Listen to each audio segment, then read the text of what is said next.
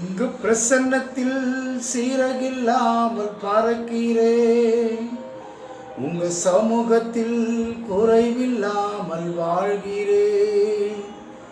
உங்க பிரசன்னத்தில் சீரகில்லாமல் பறக்கிறேன். உங்க சமூகத்தில் குறைவில்லாமல் வாழ்கிறேன். என் தஞ்சமானீரே, என் கோட்டையானீரே, என் துருகமானீரே, என் நண்பரானீரே. என் தஞ்சமானீரே, என் கோட்டையானீரே, என் துருகமானீரே, என் நண்பரானீரே. உங்க பிரசன்னத்தில் சீரகில்லாமல் பறக்கிறேன். உங்க சமூகத்தில் குறைவில்லாமல் வாழ்கிறேன். உங்க பிரசன்னத்தில் சீரகில்லாமல் பறக்கிறேன். உங்க சமூகத்தில் குறைவில்லாமல் வாழ்கிறேன்.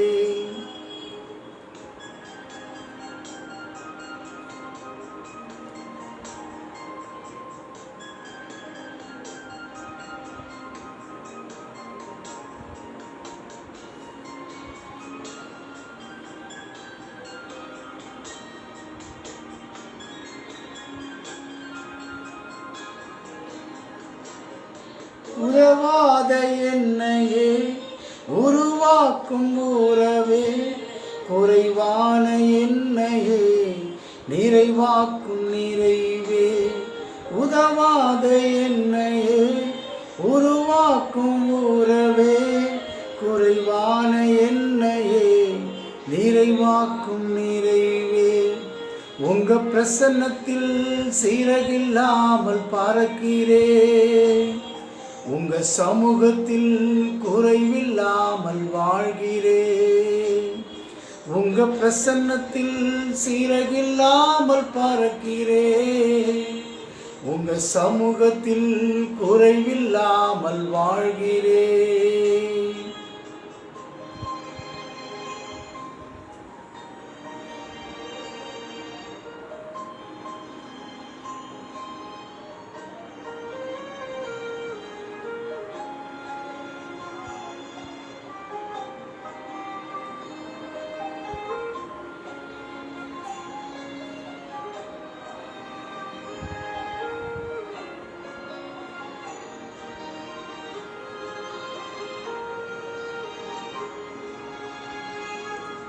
பொய்யான வாழ்வையே மெய்யாக மாற்றினி, மண்ணான என்னையே உம் கண்கள் கண்டதே.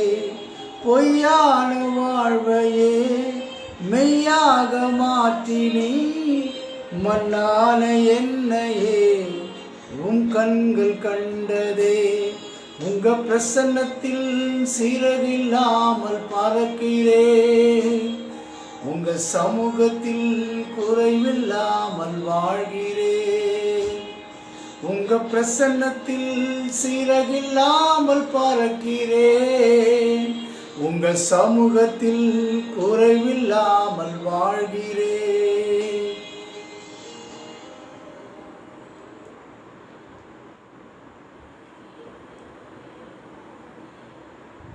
ஹல்லேலூயா. ஸ்தோத்திரம் ஆண்டவரே, உம்மை நன்றியோடு துதிக்கிறோம், ஸ்தோத்தரிக்கிறோம். இந்த நாளிலும் நாம் வேதத்தை தியானிக்க இருக்கிறோம். கர்த்தரை நாம் ஸ்தோத்தரிப்போம்.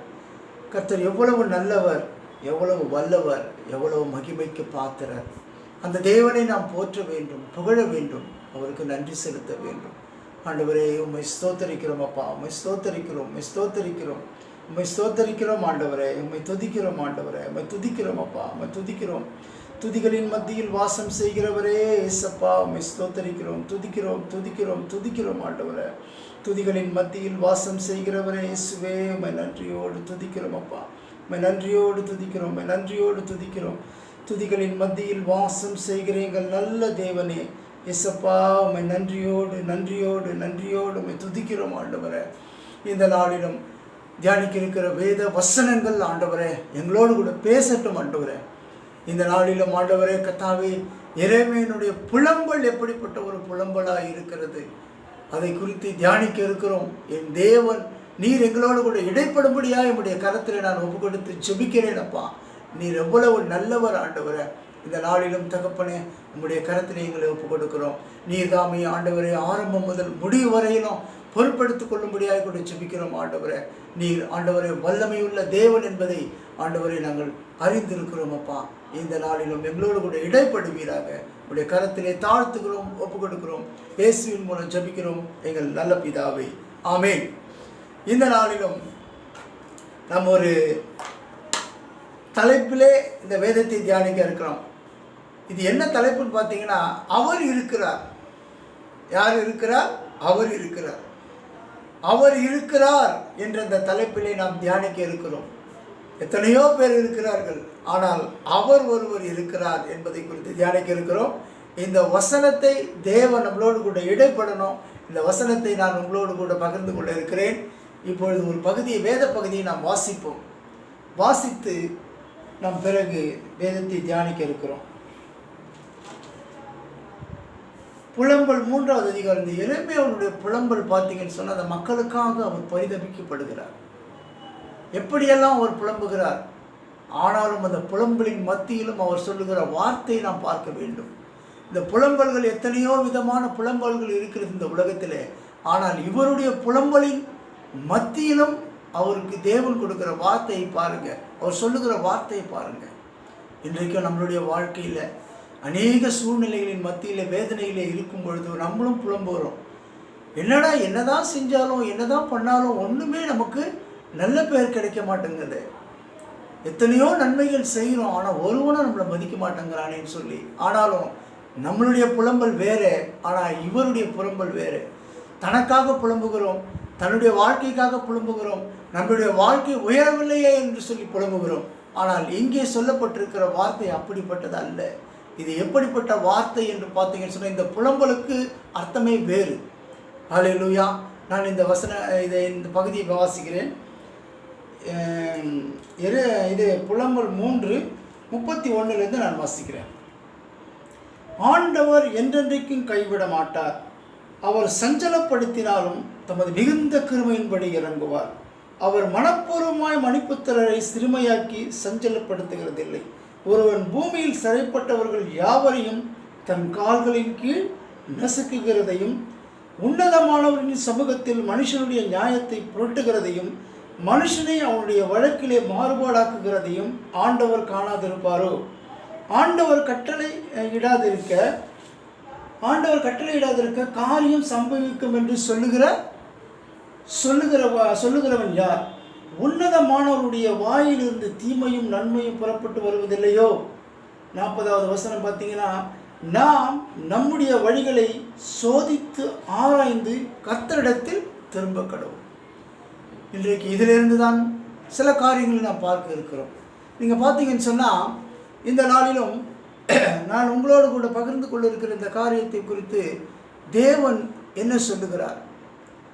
இன்றைக்கு இந்த எரேமியாவுடைய புலம்பல் என்ன சொல்லப்பட்டிருக்கிறது என்று பார்த்தீர்கள் என்று சொன்னால், முதலாவதாக இந்த புலம்பல் 3:31வது வசனத்தை நாம் பார்ப்போம். இந்த 31வது வசனத்தில் ஒரு நம்பிக்கையான வார்த்தை அவர் சொல்லுகிறார். அவருடைய வாழ்க்கையை குறித்து பல சோதனைகளை, பல புலம்புகளை புலம்பினாலும், ஆனாலும் இந்த புலம்பலின் மத்தியில் நம்மளுக்கு ஒரு நம்பிக்கையான வார்த்தை இருக்கிறது. அந்த நம்பிக்கையான வார்த்தையை நாம் பார்க்க வேண்டும். என்ன வார்த்தை எதுன்னு பார்த்தீங்கன்னு சொன்னால், முதலாவது பாருங்கள், புலம்பல் 3:31. ஆண்டவர் என்றென்றைக்கும் கைவிட மாட்டார். இதில் பார்க்க இருக்கிறது பார்த்தீங்கன்னு சொன்னால், நம்ம 2 காரியத்தை பார்க்க இருக்கிறோம். இந்த படித்த காரியத்தில் 31வது அதிகாரத்திலையும் 31வது வசனமும் மற்றும் 40வது வசனத்தை நீங்கள் பார்த்தீங்கன்னு சொன்னால், நம்ம மனம் திரும்புதல், அவரிடத்தில் திரும்ப வேண்டும், நம் முழு இருதயத்தோடு அவரிடத்தில் திரும்ப வேண்டும் என்று சொல்லி பார்க்க இருக்கிறோம். 2 காரியத்தை பார்க்க இருக்கிறோம். முதலாவது காரியம் என்னன்னு சொல்லி பார்த்தீங்கன்னு சொன்னால், அவர் கைவிடுகிறவர் இல்லை, அவர் கைவிட மாட்டார். இன்றைக்கு அதான் தலைப்பு. அதிலே இன்னொரு காரியம், நாம் மனம் திரும்ப வேண்டும். இந்த 2 தலைப்புகள் தான். இந்த 2 தலைப்புகள் பார்த்தீங்கன்னு சொன்னால், முதலாவது தலைப்பு என்னன்னு சொல்லி பார்த்தீங்கன்னு சொன்னால், அவர் கைவிட மாட்டார். 2வது, நாம் இருதயத்தை திருப்பி மனம் திரும்ப வேண்டும். இது 2 காரியத்தை குறித்து நாம் தியானிக்க இருக்கிறோம். முதலாவது, அவர் என்ன செய்கிறார்? என்றென்றைக்கும் கைவிடுகிறதில்லை. இன்றைக்கும் பிரியமானவர்களே, நம்மளுடைய வாழ்க்கையிலும் சரி, சோதனைகள் வரும்பொழுது, வேதனைகள் வரும்பொழுது, கடவுள் நம்மளை கைவிட்டுட்டாரா? என்ன இந்த கடவுள் நம்மளுக்கு எந்த ஒரு உதவியும் செய்யலையே, நம்ம எத்தனை தடவை தான் ஆண்டவரிடத்தில் முறையிடுவதுன்னு சொல்லி நம்ம புலம்புகிறோம். நம்முடைய புலம்பல் நியாயமான புலம்பல் தான், இல்லை என்று சொல்லவில்லை. ஆனால் ஒரு விசுவாசம் நமக்குள்ளே இருக்க வேண்டும். என்னவென்று சொன்னால், அவர் நம்மை கைவிட மாட்டார். அவர் ஒருபோதும் கைவிடுகிற தேவன் அல்ல என்பதை நாம் விசுவாசிக்க வேண்டும். அதை தான் இந்த இடத்துல எரேமியா சொல்லுகிறார். இந்த வசனத்தை நீங்கள் பார்த்தீங்கன்னு சொன்னால், அவர் என்றென்றைக்கும், பாருங்க என்ன அழகாக சொல்லப்பட்டிருக்குது பாருங்க, ஆண்டவர் என்றென்றைக்கும் கைவிட மாட்டார், என்றென்றைக்கும் கைவிட மாட்டார். அவரை காவல் சிறையிலே போட்டார்கள், என்னென்ன சூழ்நிலைகளை கொண்டு வந்தார்கள். அப்படிப்பட்ட சூழ்நிலையின் மத்தியிலும் அவருடைய வாயிலிருந்து வருகிற அந்த புலம்பல் என்ன புலம்பலாக இருந்தாலும் அதற்கு மத்தியிலே அவர் சொல்லுகிற வார்த்தை, கர்த்தர் என்றென்றைக்கும் கைவிட மாட்டார். இன்றைக்கும் பிரியமானவர்களே, நோய்வாய்ப்பட்டிருக்கலாம், இன்றைக்கு குடும்பத்திலே போராட்டங்களிலே இருக்கலாம், இன்றைய தினத்திலே பிள்ளைகள் இந்த பிள்ளைகளுக்கு ஃபீஸ் கட்ட வேண்டும், இந்த சூழ்நிலையில் ஃபீஸ் கட்ட வேண்டும், இந்த பணத்தை நம்ம எப்படி சந்திக்க போகிறோம் என்று சொல்லி பல கவலைகளோடு இருக்கலாம், பல வேதனைகளோடு இருக்கலாம். ஆனாலும் கர்த்தர் உங்களுக்கு சொல்லுகிற வார்த்தை என்னவென்று சொன்னால், என்றென்றைக்கும் நான் உங்களை கைவிட மாட்டேன். நீங்கள் என்ன சூழ்நிலைகளில் இருந்தாலும் சரி பிரியமானவர்களே, தேவன் உங்கள் பட்சத்தில் இருக்கிறார். அதை முதல்ல நினைத்து கொள்ளுங்கள். கடந்த நாட்களிலே கூட நான் பலவீனப்பட்டேன். ஊருக்கு ஊழியத்து நிமித்தம் போய் சென்று திரும்பி வந்து அன்று இரவு வீட்டிலே படுத்து கொண்டு இருக்கும் பொழுது திடீரென சரீரம் பலவீனப்பட்டது. அந்த நேரத்தில் எனக்கு ஒரு லூஸ் மோஷன் வந்து விட்டது. அந்த லூஸ் மோஷன் நிமித்தம் என்னுடைய சரீரம் மிகவும் பலவீனப்பட்டது. 10 முறை எனக்கு அந்த லூஸ் மோஷன் வந்ததினாலே என் சரீரம் முழுவதும் அந்த பலவீனப்பட்டு விட்டது. அப்பொழுது நான் ஆண்டவரை பார்த்து கேட்டேன், ஆண்டவரே என்ன செய்வது என்று புரியவில்லை, சரீரம் இவ்வளவு பலவீனமாக இருக்கிறதே என்று சொல்லி நான் புலம்பும் பொழுது, ஆனால் தேவன் பார்த்து என்ன சொன்ன வார்த்தை, நான் உன்னை கைவிடுவதில்லை, நான் உன்னை கைவிடுவதில்லை, நான் உன்னை கைவிடவே மாட்டேன் என்று சொன்னார். மறுநாளே ஒரு நாள் மாத்திரம்தான் என் சரீரத்திலே பலவீனம் இருந்தது. அடுத்த நாள் தொடர்ந்து ஊழியத்தை செய்வதற்கான பலத்தை என் தேவனாகிய கர்த்தர் எனக்கு கொடுத்தார். அதற்காகத்தாங்க இந்த உலகத்துக்கு அவர் வந்தார், அதுக்காகத்தாங்க அடிக்கப்பட்டார், அதற்காகத்தாங்க ரத்தம் சிந்தினார், அதுக்காகத்தாங்க மரித்தார். இன்றைக்கு நம்மளை போல வேதனையோடு, புலம்பலோடு, அழுகையோடு, கண்ணீரோடு இருக்கிறவர்களின் வாழ்க்கையை மாற்றுவதற்காகத்தான் அவர் இந்த உலகத்திற்கு வந்தார். இது என்னோட வாழ்க்கையிலும் சரி, என்னுடைய சரீர பலவீனத்திலும் சரி, தேவன் எனக்கு கொடுத்த அந்த சுகத்தை நிமித்தம் இன்றைக்கு பலத்தோடு உங்களுக்கு முன்பாக நான் நின்று கொண்டு இருக்கிறேன். ஹல்லேலூயா. எத்தனை பாடுகள் வந்தாலும் சரி, எத்தனை சூழ்நிலைகள் வந்தாலும் சரி, அவர் நம்மோடு கூட இருக்கிறார் பிரியமானவர்களே. அதை தான் இந்த இடத்துல எரேமியா அவர் புலம்பலின் மத்தியிலும், அவருடைய வேதனையின் மத்தியிலும், அவருடைய சோதனையின் மத்தியிலும் அவர் சொல்லுகிற வார்த்தை, கர்த்தர் என்றென்றைக்கும் கைவிட மாட்டார் என்று சொல்லி அடுத்த வசனத்தை நாம் பார்ப்போம். இந்த இடத்துல பார்த்தீங்கன்னா சொன்னால், சங்கீதத்தில் இந்த பாடுகளின் வழியாக கடந்து போகும்பொழுது தாவீதும் சரி, இந்த சங்கீதங்களில் சொல்லப்பட்டிருக்கிற காரியங்களும் சரி, சூழ்நிலைகள் எதிர்ப்பாக இருக்கும் பொழுது கூட சரி, அவர்கள் ஒரு நாள் மனம் தளர்ந்து போவதில்லை.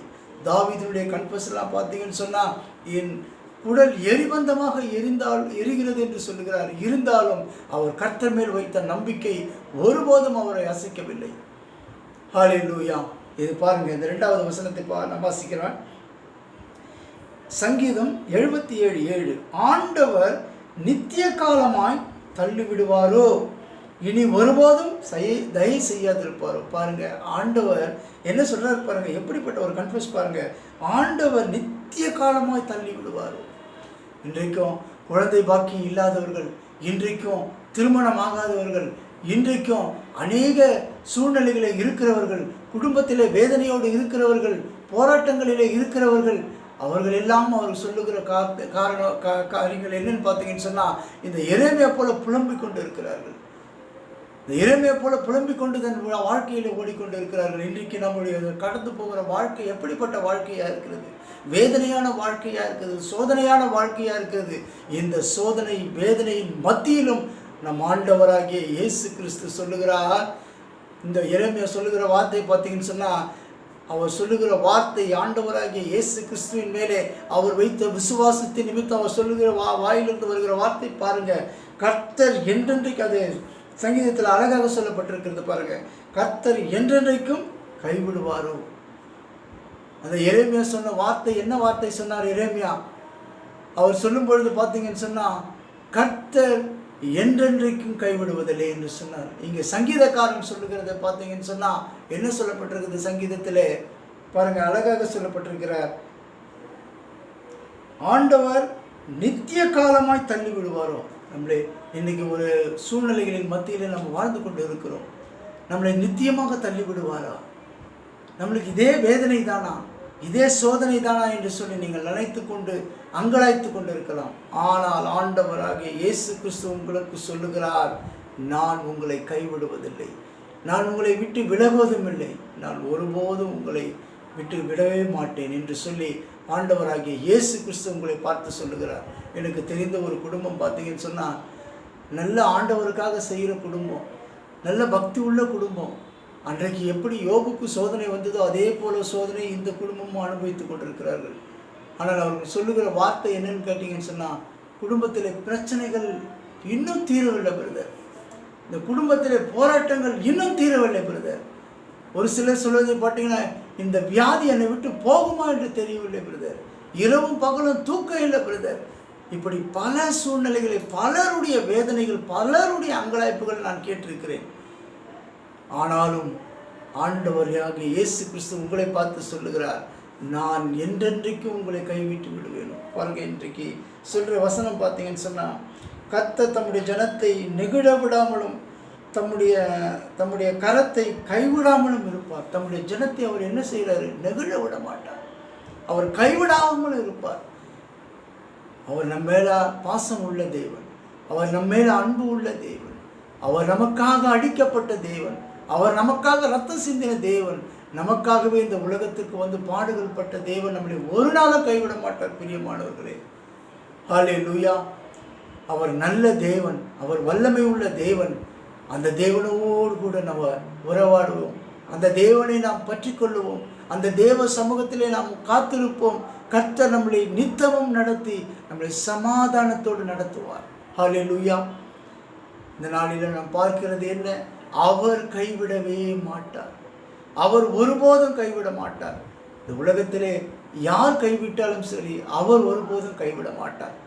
இந்த விசுவாசத்தோடு, இந்த நம்பிக்கையோடு நீங்கள் எந்த சூழ்நிலையிலே கடந்து கொண்டு இப்போ சென்று கொண்டிருந்தாலும் சரி, இந்த சூழ்நிலையில் நீங்கள் எப்படிப்பட்ட வழியிலே நடந்து கொண்டு இருந்தாலும் சரி, நிச்சயமாகவே கர்த்தர் சொல்லுகிறார், உங்களுக்கு நான் உங்களோடு கூட இருந்து உங்களை வழி நடத்துகிறேன் என்று சொல்லி. ஹல்லேலூயா, ஹல்லேலூயா. கர்த்தர் எவ்வளவு நல்லவருங்க. இயேசு அழைக்கிறார், இயேசு அழைக்கிறார், அவளை தம் கரங்கள் நீட்டியே இயேசு அழைக்கிறார், இயேசு அழைக்கிறார். இன்றைக்கு அப்படிப்பட்ட ஒரு சூழ்நிலையில் இருக்கிறீர்களா? வேதனையோடு இருக்கிறீர்களா?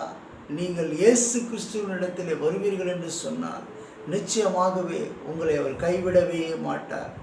அவர் கைவிட மாட்டார். அவர் இருக்கிறார். அவர் உங்களை நிச்சயமாகவே விசாரிக்கிற தேவன். அவர் உங்களை கைவிடாத தேவன். அவர் உங்களை ஒருபோதும் கைவிடவே மாட்டார். நீங்கள் என்ன சூழ்நிலையில் இருந்தாலும் சரி, அந்த சூழ்நிலையிலிருந்து நீங்கள் வருவீர்கள் என்று சொன்னால் கர்த்தர் உங்களை நிச்சயமாக ஆசீர்வதிப்பார். எனக்கு தெரிஞ்ச சகோதரர் ஒருவர் இன்றைக்கு ஒரு பெரிய போதகராக இருக்கிறார். அவருடைய வாழ்க்கையை பார்த்தீங்கன்னு சொன்னால், அவர் துன்மார்க்கமாய் வாழ்ந்து கொண்டு இருந்தார்.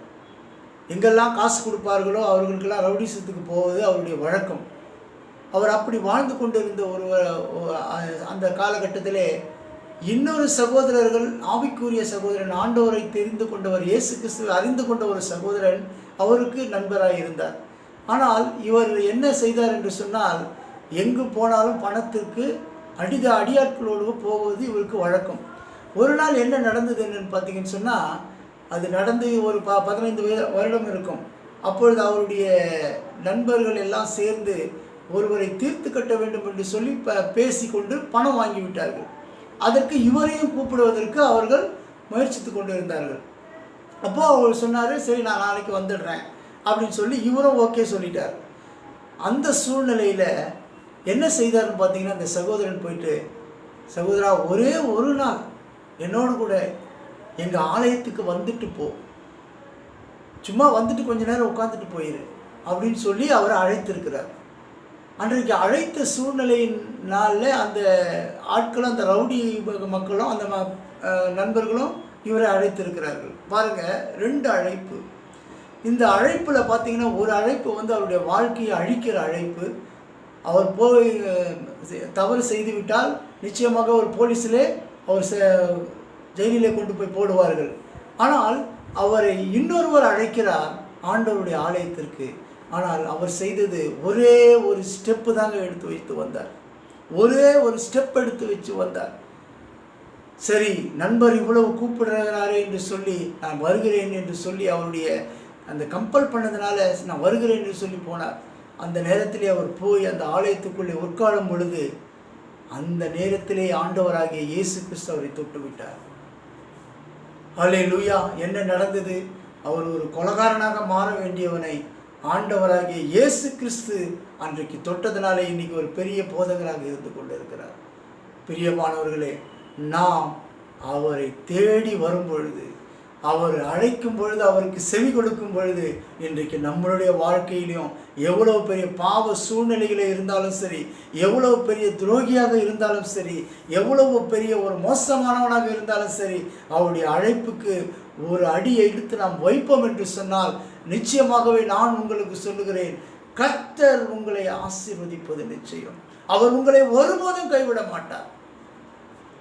அதை தான் எரேமியா அன்றைக்கு அறிந்து கொண்டிருந்தார்.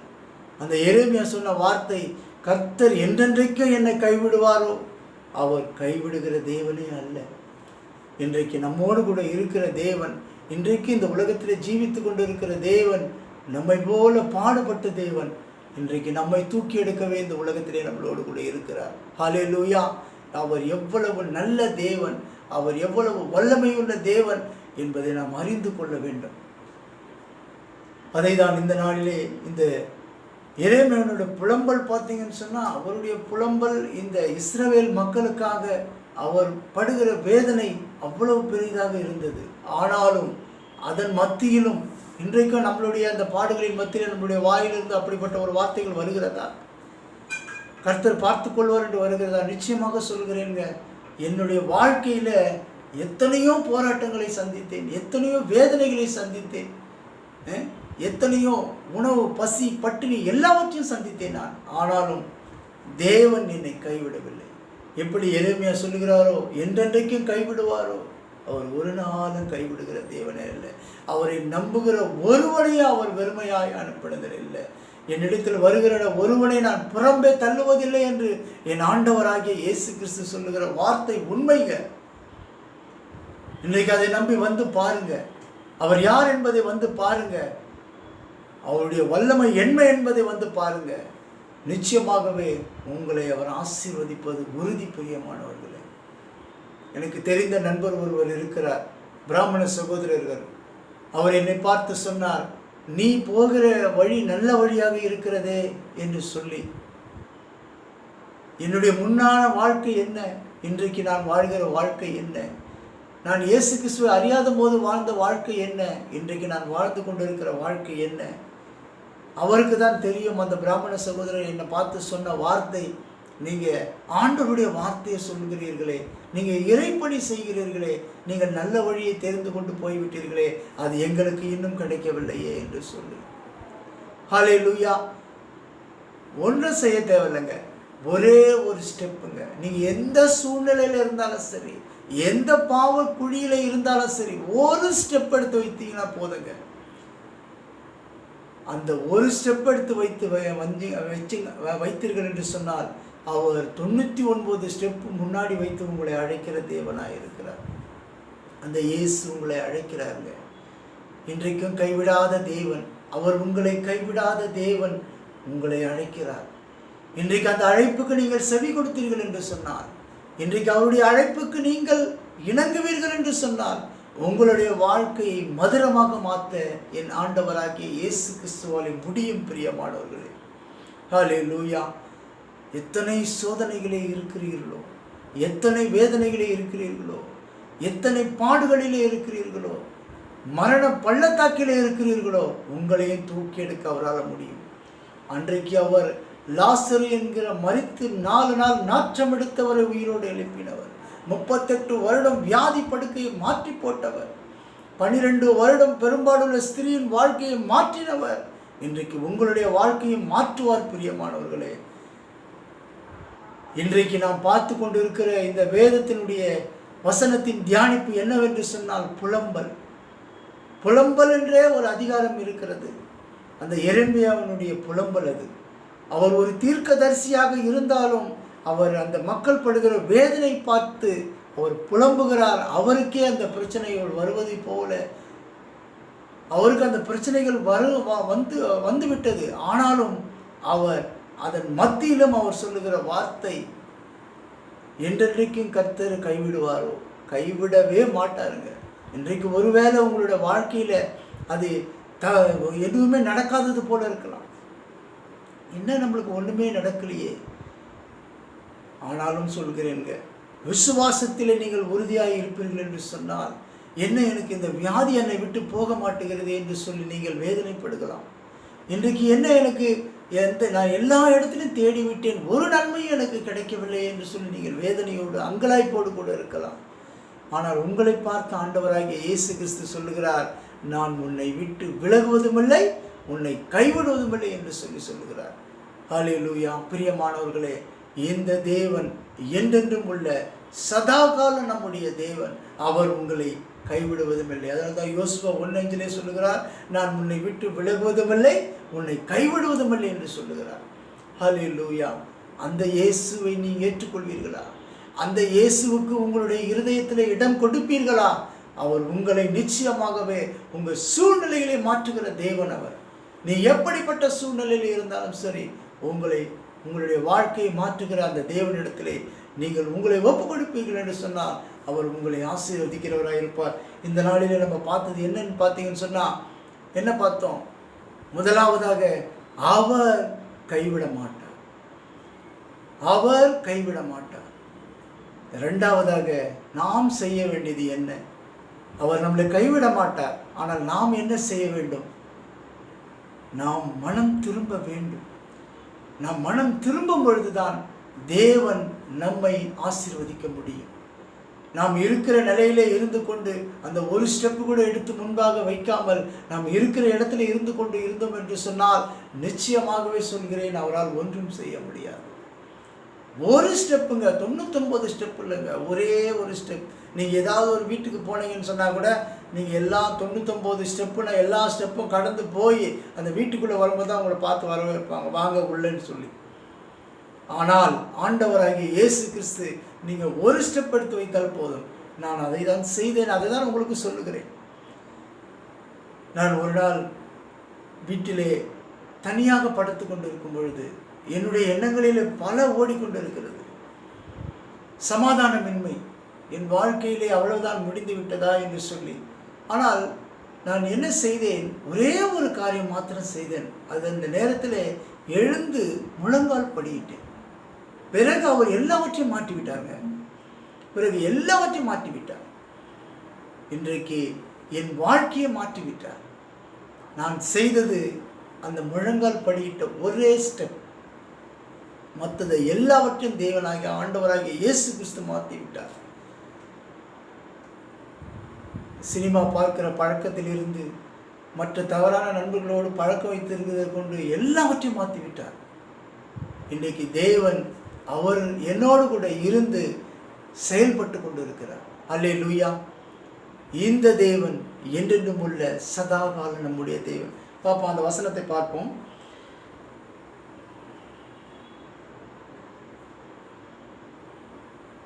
பாருங்க, திரும்ப கடவோம். என்ன பண்ணுவோம்? முதலாவது பார்த்தோம், கைவிட மாட்டார்னு பார்த்தோம். ரெண்டாவது, திரும்ப கடவோம். இப்போ அவர் நம்மளை கைவிடலைன்னு சொல்லின்னு பார்த்தீங்கன்னு சொல்லி வச்சுங்க, அவர் எப்படி கைவிட மாட்டார்? யாரை கைவிட மாட்டார்? அவரை நாடி வருகிறவர்களையும் சரி, அவர் நாடி வராதவர்களையும் சரி அவர் செய்வார். ஆனால் உள்ளத்திலே மாற்றம் வேண்டும். அந்த இருதயத்திலே மாற்றம் வேண்டும். நீங்கள் இருக்கிற இடத்திலே கூட சரி, ஆண்டவரே என்னை கைவிடாதீங்கப்பா அப்படின்னு ஒரு வார்த்தை சொன்னால் போதும். அவர் எல்லோரையும் காப்பாற்றுகிற தேவன், எல்லோரையும் தூக்கி எடுக்கிற தேவன். இந்த வசனம் சொல்கிறது பாருங்க, புலம்பல் 3:40. இந்த வசனம் நான் வாசிக்கிறேன். நாம் நம்முடைய வழிகளை சோதித்து ஆராய்ந்து கர்த்தரிடத்தில் திரும்ப கடுவோம். நம்முடைய வழிகளை சோதித்து ஆராய்ந்து கர்த்தரிடத்தில் திரும்ப கடுவோம். நம்ம சோதிக்கணுங்க, நம்மளே நம்ம சுய பரிசோதனை செய்யணும். ஏன்னா சுய பரிசோதனை ஏன் செய்யணும்னு சொன்னால், நம்மளை குறித்து நமக்கு தான் தெரியும். நம்ம என்ன தவறு செய்து கொண்டு இருக்கிறோம், எங்கே போய் கொண்டு இருக்கிறோம், எப்படி நடந்து கொண்டு இருக்கிறோம் என்று சொல்லி நமக்கு தான் தெரியும். அந்த இருதயத்துக்கு தெரியும், எல்லாம் தெரியும், ஆண்டவருக்கு தெரியும். அப்பொழுது நாம் செய்ய வேண்டிய காரியம் என்ன? நம்மளுடைய சுய பரிசோதனை, நம்மளுடைய இருதயத்தை சோதித்தறியணும். பாருங்கள், அதை தான் சொல்கிறாரு, நாம் நம்முடைய வழிகளை சோதித்து. இன்றைக்கு வழிகள் என்று சொல்லப்படும் வழிகளை சோதித்து. இன்றைக்கு பார்த்தீங்கன்னு சொன்னால், துன்மார்க்கமான வழிகளில் செல்கிறவர்கள் இருக்கிறார்கள், நல்ல வழிகளில் செல்கிறவர்கள் இருக்கிறார்கள். நாம் என்ன வழிகளில் செல்கிறோம் என்று சொல்லி சற்று சிந்தித்து பார்க்க வேண்டும். யோபு சொல்லுகிறார், அவர் என் நடைகளெல்லாம் எண்ணுகிறார் அல்லவோ, என் வழிகளை அவர்களுக்கு முன்பாக நான் ரூபகாரம் பண்ணுவேன் என்று சொல்லுகிறார்.